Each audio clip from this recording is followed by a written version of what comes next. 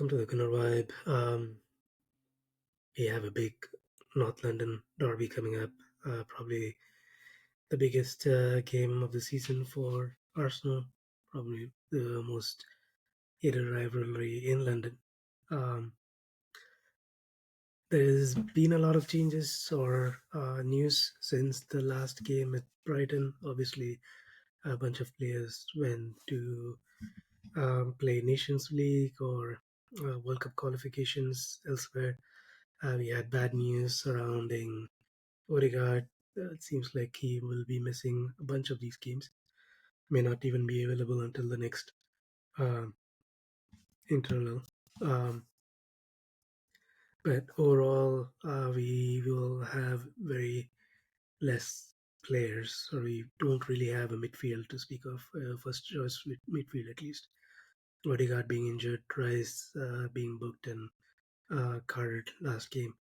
Um, and Merino injured as well. So it's going to be an interesting game against Tottenham at the Hotspur Stadium. Um, we have won there the last couple of times, so there is just probably a little bit of positivity there. Plus, at the same time, Arteta signing on a 3-year deal and remaining in Arsenal for until 2027 is definitely a good plus. It's a good positive vibe. So overall, at least going into this game, but there is going to be a challenge playing Spurs. Um, I haven't obviously watched a lot of Spurs games, but looking at the highlights and games that they did play against Newcastle and Leicester, they still seem susceptible to pace behind their backline. They obviously have a high line, and they have their fullbacks high up the field. Um, they are really good at pressing. They tend to get the ball more often as opposed to other teams in the league. So that's going to be interesting how Arsenal play from the back. But it is pretty obvious that Arsenal will need pace up front for us to get any sort of goals from this game. Um, it's probably a good thing that we have Sterling in this available for this fixture. He has really good skills. He is good at dribbling as well. So we'll see whether Arteta would be starting Sterling. Uh, but considering we don't really have a lot of options in midfield, there's going to be some rejig in midfield anyways. Uh, It'll be interesting to see where Havertz plays. Obviously, Havertz is a really good goal threat. That's probably one of the reasons why we never went for a striker this summer window. With Havertz's experience and his um goal to hit ratio in the past 24 months, or actually 20 this year in 2024, has been pretty impressive. So whether he plays midfield or he plays up front is another question. Um, it's not going to be an easy game. Obviously, going at Tottenham is usually difficult, anyways. Plus, it's a derby, so it's going to be even more difficult. Plus, Tottenham has been pretty decent, regardless of their form and their um, start to the season. They have been one of the best teams in the league as far as position is concerned, to 67%, I think, average position.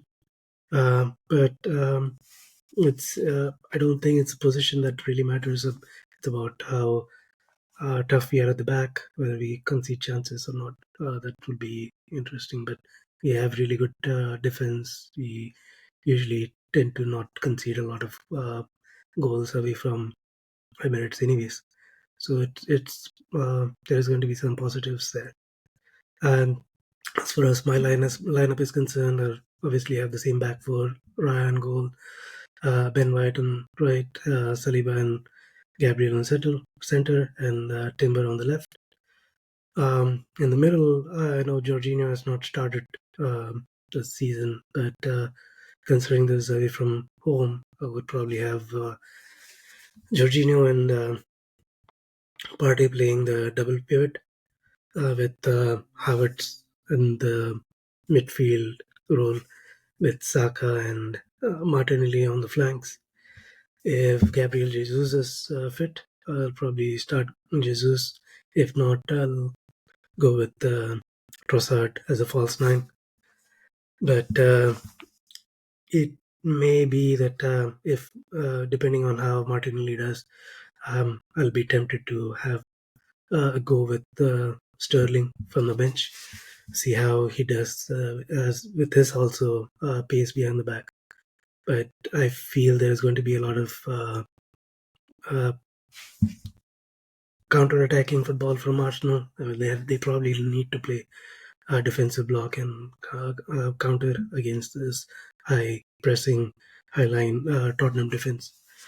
Um, I'll go for a 1-0 victory for Arsenal. Hopefully that's the case. It's not going to be easy, but we need to get 3 points. We cannot really afford to drop points at Tottenham and also the next game against Man City. So overall, interesting game or interesting week coming up for us.